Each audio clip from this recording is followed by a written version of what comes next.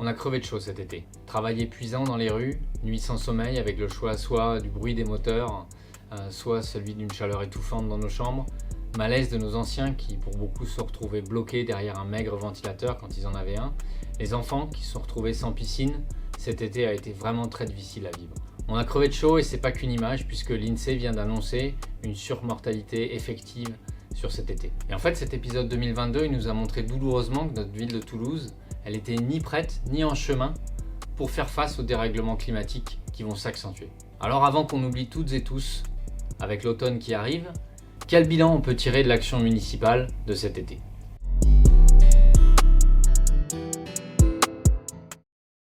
Bien voilà, côté réaction, pas grand chose. Comme si la mairie avait été prise de court avec ce que les scientifiques disent depuis des années. Pire, on a eu des piscines fermées au pire moment alors que ça fait 5 ans qu'on sait que de la maintenance devait être faite par exemple sur la piscine Nakache.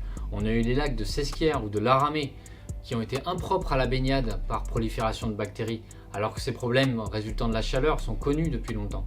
En ville, aucun voilage, pas de brumisation. Toutes les solutions qu'on voyait dans les capitales européennes, nada.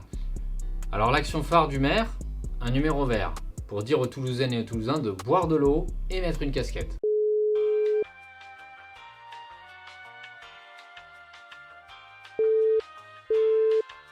Sérieux ?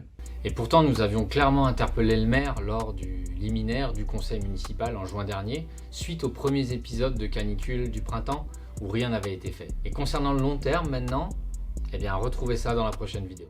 Et n'hésitez pas à partager et à vous abonner.